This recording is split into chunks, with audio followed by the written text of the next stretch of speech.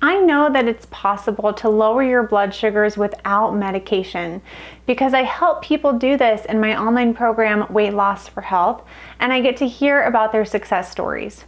One member recently went from being pre-diabetic to not in just 8 weeks, primarily through making simple food swaps that you're going to learn in this video.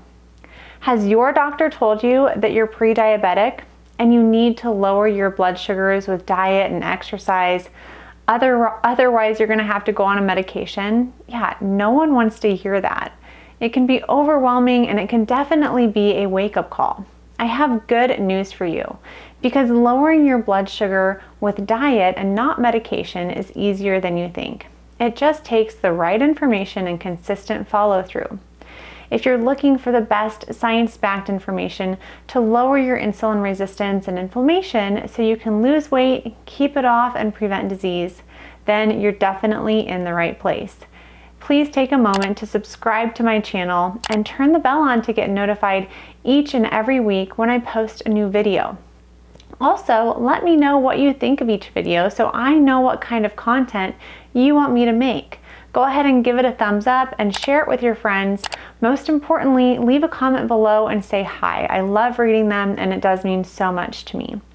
I'm Dr. Morgan Nolte, founder of Weight Loss for Health. And as a geriatric physical therapist, I am on a mission to help you prevent type 2 diabetes, heart disease, and dementia because I saw the negative downstream effects they had on my patients' quality of life, mobility, and independence. I'm a big believer in being proactive about your health, and I love sharing this information with you. Now, in my online program, Weight Loss for Health, I have an entire module dedicated to nutrition, all about hydration, carbohydrates, proteins, and fats, so you know exactly which foods are good for you, which ones aren't, and most importantly, why. But in this video, let's just cover the 10-ish best foods for prediabetes. Be sure to hang around till the end of this video where I'll tell you how you can get my ultimate food guide that will give you even more clarity and confidence about what to eat. In general, when we're talking about the best foods to eat for prediabetes to prevent type 2 diabetes, they need to check all 3 of these boxes. No added sugar or artificial sweeteners, no refined carbohydrates, and it needs to be a whole food that's low in net carbs. Let's talk a little more about each of these criteria. First off, no added sugar or artificial sweeteners. Added sugar is the worst type of food for your health, and it's hiding everywhere. Because it's nothing but sugar, it's quickly digested and will have a high blood sugar and insulin response. There are over 60 names for added sugar, so you want to be checking 2 specific areas on your food labels: added sugar and ingredients. Even foods marketed as being healthy are often loaded with sugar and will spike your blood sugar. Some artificial sweeteners are better for you than others, and I talk about those in this video if you want to check that out next. But most people with prediabetes struggle with carb and sugar cravings. And even the healthier artificial sweeteners will make your brain want more sweet stuff. And it just makes eating healthy a little bit harder. So I recommend avoiding them or using the healthier ones like stevia, monk fruit sweetener, and erythritol sparingly. The next box I like to check is that the food has no refined carbohydrates. So what exactly is a refined carbohydrate? Well, it's when a grain is processed so much that it's stripped of all of the fat, fiber, and protein, and all that's left is 100% starch. And starch is pure glucose. Now, glucose is one of the simple sugars. So when you hear the phrase starch is just sugar, that's essentially what it means. Refined starchy foods like bread, pasta, bagels, cereal, donuts, cookies, cakes, really anything that's mostly flour will spike your blood sugar. So how do you know if a food has refined carbs in it? Again, we turn to the food label and think about net carbs. Net carbs is the total carbs minus the fiber in a food. If a food is high in total carbs, It's high in starch and perhaps sugar and low in fiber. Let's take a look at Cheerios, for example. Cheerios are touted as being good to help lower your cholesterol, and please do not pay any attention to any marketing on any food product ever. You have to look at the ingredients and nutrition panel to make a proper decision so all foods are on an equal playing field. And by the way, most of your food shouldn't even need a nutrition label. We'll get to that a little bit later. One serving of Cheerios is a cup. It has 100 calories, 20 grams of carbs, 3 grams of fiber, 1 gram of sugar, and 16 grams of other carbohydrates. I advocate for at least 30 grams of protein at each meal for optimal muscle protein synthesis. So the 3 grams in one serving of Cheerios is kind of a red flag to me that this is not a nutrient-dense choice. Anyways, 20 grams of carbs minus 3 grams of fiber equals 17 grams of net carbs. 16 of those are starch and 1 is sugar. Now let's look at the ingredients. The top 3 ingredients, which by the way, ingredients are listed in order of prevalence in the food product, is whole grain oats, cornstarch, and sugar. Now, I want you to read that: whole grain carb, refined starch, refined sugar. So we know that this is not going to be a great breakfast choice for someone with prediabetes because it's going to raise your blood sugar. The last criteria on my list is that it's a whole food that's low in net carbs. I realize that low is a little arbitrary, but let me explain and things will make a little bit more sense. If a food is low in net carbs, that means it's high in protein, fat, and/or fiber. These types of nutrients have a low blood sugar response, and that's why they're so great for someone with high blood sugars. Here's the deal. There are so many food lists and charts for people with diabetes or prediabetes, and I truly believe it's so much easier just to understand how your food affects your blood sugar and insulin response based on its macronutrients. And when you have a solid framework and deep understanding of how this works, it makes following diets, using the carb exchange list, the glycemic index, it's an inefficient use of your time when you understand it.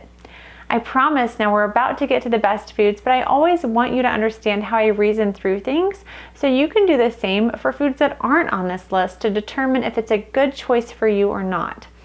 If you're with me so far, I want you to type yes in the comments below. I think one of the reasons people turn to processed food over real food is marketing. An avocado doesn't come with a big label on it that says, "Eat me, I'm high in fiber and healthy fat, and will help lower your cholesterol," right? So I think tracking your macros on an application like Carb Manager can really level out the playing field for real and processed foods. So for each of these foods, you're going to see a screenshot of the nutrient breakdown that I got using the Carb Manager application, so you can see that it's higher in protein, fat, and fiber. And I teach you everything you need to know about how to set up and track your food with Carb Manager in my online program, because people who track their food lose 2 to 3 times as much weight as people who don't. More than anything, it's a great educational and self-accountability tool. So I do highly recommend it. All right, here's a rundown of the top foods for prediabetes to help lower your fasting blood sugar. Avocado.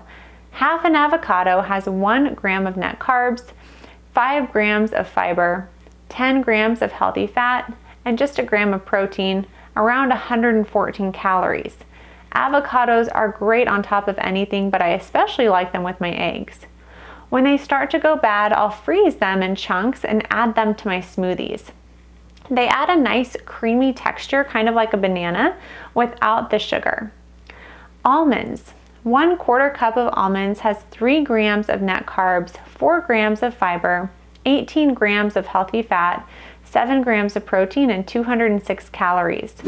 Walnuts. 1/4 cup of walnuts has 2 grams of net carbs, 2 grams of fiber, 19 grams of healthy fat, 4 grams of protein, and 191 calories. Blackberries. 1 cup of fresh blackberries has 6 grams of net carbs, 8 grams of fiber, 1 gram of fat, 2 grams of protein, and 62 calories. Raspberries. A cup of fresh raspberries has 7 grams of net carbs, 8 grams of fiber, a gram of fat, and a gram of protein, and 64 calories. Blackberries and raspberries, followed by strawberries, are the 3 best berries for prediabetes because they're the lowest in sugar and highest in fiber. Next up is hemp hearts, also known as hemp seeds. Now, for those who are concerned by hearing hemp and they think that eating hemp seeds will get you high, you don't need to worry about that. The hemp plant and the marijuana plant are 2 different plants.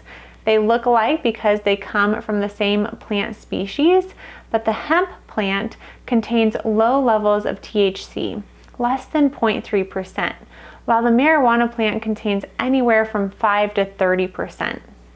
I like to sprinkle hemp hearts on top of my chia seed pudding, and I'll link to a freebie of my favorite high protein breakfast recipes for you in the description below so you can try that out. 3 tablespoons of hemp hearts have no net carbs, 1 gram of fiber, 15 grams of fat, 10 grams of protein, and 180 calories. Speaking of chia seeds, they are next on the list. Chia seeds, while they have a strange name, are a superfood. They are a great source of fiber, and you can add them to a smoothie. One of my course members said that she really likes to put them on top of her eggs. And 3 tablespoons has 2 grams of net carbs, 10 grams of fiber, 9 grams of fat, 5 grams of protein, and 146 calories. Sticking with the plant theme, we have edamame, another strange sounding food, but it's quick and delicious and it adds protein to any meal. A favorite side in our family is roasted broccoli florets and sweet potatoes. So adding some steamed edamame to this dish is a quick and easy way to up the protein and fiber in the meal. A half cup has 3 grams of net carbs, 5 grams of fiber, 5 grams of fat, 10 grams of protein, and 120 calories. Let's round out the plant foods before we move on. Next on the list are non-starchy vegetables. A simple rule of thumb here is if it's green, it's probably non-starchy. I didn't do a carb manager shot for these because there's just not a lot in them besides water, fiber, and micronutrients. So these would be things like lettuce, spinach, bell peppers, cucumbers, zucchini, etc. Okay, now let's talk about some great sources of protein. Animal products are excellent sources of concentrated protein, meaning they are low in carbs and high in protein. 6 ounces of salmon has 0 carbs, 21 grams of healthy anti-inflammatory fat, 38 grams of protein, and 350 calories. I know that salmon can be a little pricier, but I like to buy a big fillet at Costco and cut it into individual serving sizes and then freeze them. I was able to get 8 5-ounce servings for $2.59 a serving, which is way better than spending $15 to $20 or more at a restaurant. My favorite way to cook salmon is to preheat a pan to medium heat, add about a tablespoon of butter, salt and pepper the salmon, and then put it flush side down. So if there's skin on it, the skin would be on top. Cover it up and let it cook for about 8 minutes until it's flaky and light pink on the inside. It's a really fast, healthy, easy meal for dinner or lunch. Pair that with some roasted veggies and you have yourself a really fast, healthy meal. Next up is chicken. Chicken is my favorite protein for meal prep, like making food ahead of time and batching it, because it seems to keep its flavor the best. And 6 ounces of chicken breast has no carbs, 8 grams of fat, 53 grams of protein, and 294 calories. I love to make several chicken breasts at once and then cut them up to put on top of an already made salad. And I'll also put in some berries and cheese and nuts for more healthy fats and fiber. Beef is another excellent source of protein. Personally, I prefer chicken and salmon over beef, both for the taste and nutritional value, but I will still eat it.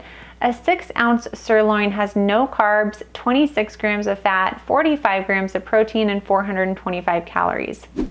Eggs are one of my go-to breakfast or lazy lunch foods. 3 eggs have 2 net carbs, no fiber, 16 grams of fat, 19 grams of protein, and 223 calories. Last on my list is cottage cheese. Some people love it, some people hate it. I'm kind of in the middle. I like to put chopped bell peppers and almonds on top to make it more palatable. Half a cup of cottage cheese has 4 grams of net carbs, no fiber, 5 grams of fat, 12 grams of protein, and about 100 calories. For those who are really paying attention here, are you wondering how can cottage cheese have carbs? Well, the lactose found in dairy is a carb. The carbs in the cottage cheese are coming from lactose, and we typically eat so few carbs from lactose that we don't worry about them near as much as the carbs that come from the starches and the sugars. So there you have it, the best foods to eat for prediabetes, and more importantly, why. If you want to learn more about these and other foods that are also excellent for your health, be sure to download my Ultimate Food Guide. I'll be sure to link to my Ultimate Food Guide and other popular free resources below. And if you're ready to just go all in, overhaul your health, be sure you don't get type 2 diabetes, and please join my online program at weightlossforhealth.com/join. Let me know what you thought of this video, if you found it extremely valuable to learn about macronutrients and why whole, unprocessed foods high in protein, fat, and fiber are the best foods for prediabetes. Please let me know by subscribing to my channel, liking this video, and leaving a comment. Thank you so much for watching. It really does mean so much to me, and I'll see you soon in the next video.